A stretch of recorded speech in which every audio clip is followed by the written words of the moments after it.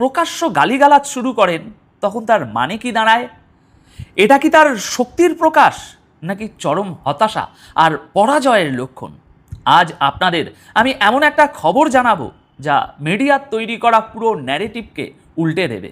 আপনারা সকাল থেকে দেখছেন কিভাবে আমেরিকা আর ইরানের মধ্যে মিসাইল আর ড্রোনের একটা ভয়াবহ লড়াই চলছে, কিন্তু আজ 8ই জুলাই 2026 ঠিক বিকেল 4টের সময় বিবিসি এমন একটা খবর ব্রেক করেছে যা পুরো বিশ্ব রাজনীতিতে একটা বিশাল বড় ভূমিকম্প তৈরি করেছে।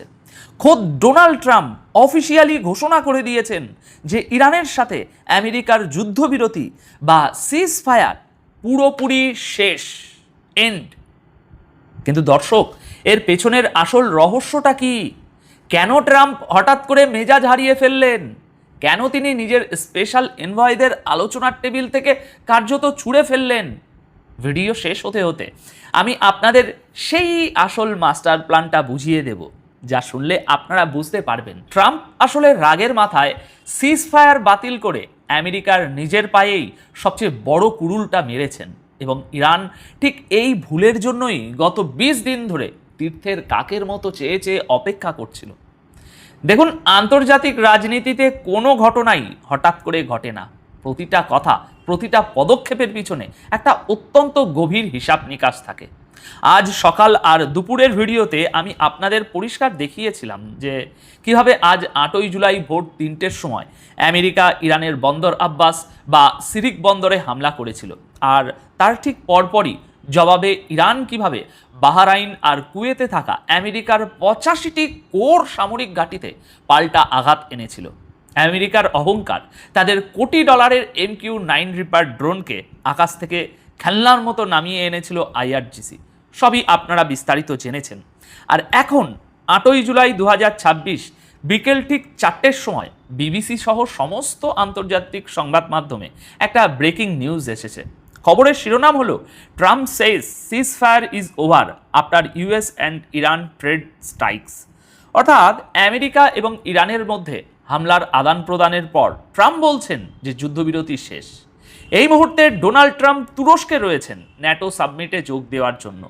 সেখানে বসে তিনি সাংবাদিকদের সামনে যে ভাষায় কথা বলেছেন তা একজন রাষ্ট্রপ্রধানের মুখে একেবারেই মানায় না। ট্রাম্প বলেছেন ইরানের নেতাদের সাথে আলোচনা করাটা স্রেফ সময়ের অপচয়।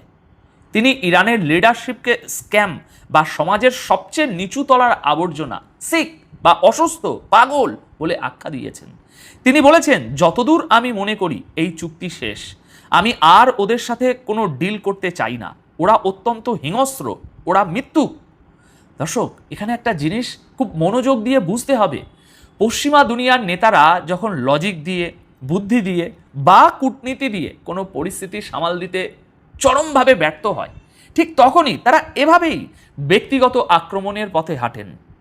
ট্রাম্পের এই বডি ল্যাঙ্গুয়েজ এবং ভাষা প্রমাণ করে যে আমেরিকা এই মুহূর্তে কতটা ডেসপারেট।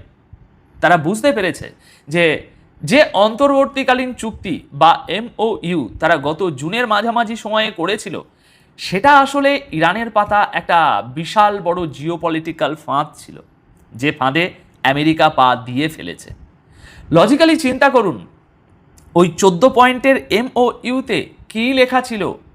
বিবিসি তাদের রিপোর্টে পরিষ্কার উল্লেখ করেছে যে চুক্তিতে লেখা ছিল সব ফ্রন্টে সামরিক অভিযান স্থায়ীভাবে বন্ধ করতে হবে এবং ইরান আগামী 60 দিন বাণিজ্যিক জাহাজগুলোকে হরমুজ প্রণালী দিয়ে কোনো টোল ছাড়া যাতায়াত করতে দেবে। আমেরিকা ভেবেছিল এই 60 দিনের মধ্যে তারা মধ্যপ্রাচ্যে নিজেদের সামরিক বহরকে নতুন করে সাজিয়ে নেবে এবং ওমানের দিক দিয়ে একটা নতুন রুট চালু করে হরমুজ প্রণালীর উপর থেকে ইরানের কন্ট্রোল চিরতরে শেষ করে দেবে। কিন্তু ইরান কি এতই কাঁচা খেলোয়াড়? একদমই না। তারা খুব ভালো করেই জানতো যে আমেরিকা এই চুক্তি ভাঙবে। গত 26শে জুন এবং 27শে জুন আমেরিকা যখন প্রথমবার এই চুক্তি ভঙ্গ করে হামলা করেছিল, তখন 29শে জুন উভয় পক্ষ সাময়িকভাবে পিছু হটে। কিন্তু আমেরিকা তাদের ডবল স্ট্যান্ডার্ড থেকে বের হতে পারেনি। তারা একদিকে চুক্তির কথা বলছে, অন্যদিকে ইসরায়েলকে দিয়ে লেবাননে হামলা করাচ্ছে। আর গতকাল রাতে যখন তারা হরমুজে জাহাজের অজুহাত দেখিয়ে ইরানের উপর সরাসরি বোমাবর্ষণ করল এবং তেল বিক্রির ছাড় বাতিল করল, তখন MOU এর কফিনে প্রথম পেরেকটা আমেরিকাই ঠুকে দিল। আর আজ বিকেলে ট্রাম্প যখন প্রকাশ্যে ন্যাটো সাবমিটে দাঁড়িয়ে বললেন যে সিজ ফায়ার শেষ, তখন তিনি আসলে ইরানের হাতেই সবচেয়ে বড় চূড়ান্ত অস্ত্রটা তুলে দিলেন। অন্যদিকে এই পুরো ঘটনায় ইরানের প্রতিক্রিয়াটা একটু খেয়াল করুন। তারা কিন্তু আমেরিকার মতো গালিগালাজ করছে না, তারা মিডিয়ার সামনে এসে আজে বাজে কথা বলছে না, ব্যক্তিগত আক্রমণ করছে না, তারা অত্যন্ত শান্তভাবে তাদের পরবর্তী জিওপলিটিক্যাল চাল দিচ্ছে। বিবিসির এই একই রিপোর্টে উল্লেখ করা হয়েছে যে ইরানের পার্লামেন্টের স্পিকার মোহাম্মদ বাগের গালিভাফ অত্যন্ত তীক্ষ্ণ ভাষায় আমেরিকাকে জবাব দিয়েছেন। গালিভাফ আমেরিকাকে MOU লঙ্ঘনের জন্য সরাসরি অভিযুক্ত করে বলেছেন, বুলিং বা ধমক দেওয়া এবং চাঁদাবাজির যুগ শেষ হয়ে গেছে, এটা আমাদের কোথাও নিয়ে যাবে না, আমরা মাথা নত করার পাত্র নই। দর্শক, এই একটা স্টেটমেন্টের মধ্যে অনেক মেসেজ লুকিয়ে আছে। গালিভাফ পরিষ্কার করে দিয়েছেন যে আমেরিকা চুক্তি লঙ্ঘন করেছে, তারা ইরানের জলসীমার যে অধিকার সেটা ক্ষুণ্ণ করেছে। আর এর ঠিক উল্টো দিকে আমেরিকার ডিপ্লোম্যাসির করুণ অবস্থাটা দেখুন। ট্রাম্প একদিকে বলছেন চুক্তি শেষ, আবার পরেক্ষণেই বলছেন যে তার স্পেশাল এনভয় স্টিভ উইটকফ এবং জামাই জ্যারেড কুশনার যদি চান তবে তারা আলোচনা চালিয়ে যেতে পারেন, যদিও ট্রাম্প নিজে সেটাকে স্রেফ সময়ের অপচয় মনে করছেন। ট্রাম্প সাংবাদিকদের বলেছেন, আমি ওই মিথ্যুকগুলোর পিছনে আর সময় নষ্ট করতে চাই না, তবে আমাদের নেগোশিয়েটাররা চাইলে কথা বলুক, বাট আই ডোন্ট কেয়ার। এর মানে কি দাঁড়ায়? এর মানে হলো খোদ হোয়াইট হাউসের ভিতরেই কোনো কোয়ার্ডিনেশন নেই।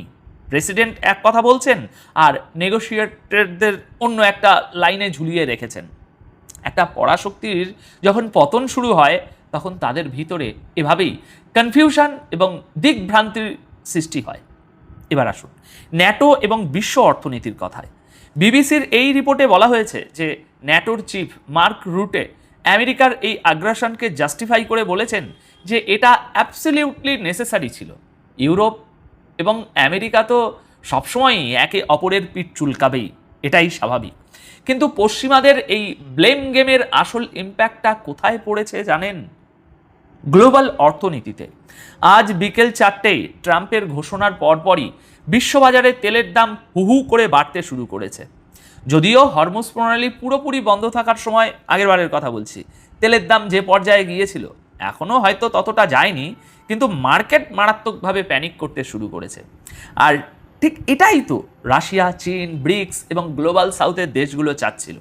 আমেরিকা যত বেশি মধ্যপ্রাচ্যে অস্থিতিশীলতা তৈরি করবে, তেলের দাম তত বাড়বে। আর তেলের দাম বাড়লে ইউরোপ এবং আমেরিকায় মুদ্রাস্ফীতি রকেটের গতিতে আকাশ ছোঁবে।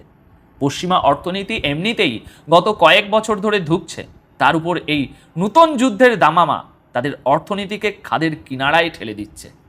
তারা ইরানকে সাহায্য করতে গিয়ে নিজেদের দেশের সাধারণ মানুষের উপরই অর্থনৈতিক বোমাবর্ষণ করছে।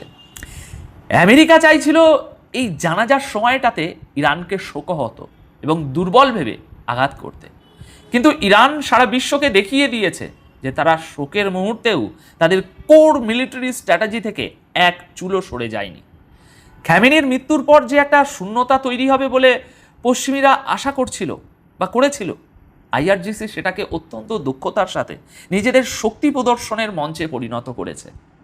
আচ্ছা, এবার আসুন সেই সত্যটাই যে আমি ভিডিও শুরুতে আপনাদের কথা দিয়েছিলাম। ট্রাম্প রাগের মাথায় সিজ ফায়ার শেষ বলে ঘোষণা করে আসলে কি ক্ষতিটা করলেন? কেন আমি বললাম যে তিনি নিজের পায়ে কুড়ুল মেরেছেন? আসল ব্যাপারটা হলো ইরান গত 20 দিন ধরে ঠিক এই কথাটার জন্যই অপেক্ষা করছিল যে আমেরিকা নিজ মুখে চুক্তি বাতিলের ঘোষণা দিক। MOU এর ওই 14 পয়েন্টের শর্ত অনুযায়ী ইরান আগামী 60 দিন বিনা ভাড়ায় আন্তর্জাতিক বাণিজ্যিক জাহাজ চলতে দিতে আইনত বাধ্য ছিল হরমুজে। কিন্তু আজ 8ই জুলাই বিকেল 4টের সময় ট্রাম্প যখন অফিসিয়ালি বিশ্বের সামনে বললেন চুক্তি ওভার, তখন আন্তর্জাতিক আইনের সমস্ত বাধ্যবাধকতা থেকে ইরান এখন পুরোপুরি মুক্ত হয়ে গেল। দর্শক, এটাই হলো ইরানের আসল মাস্টার স্ট্রোক।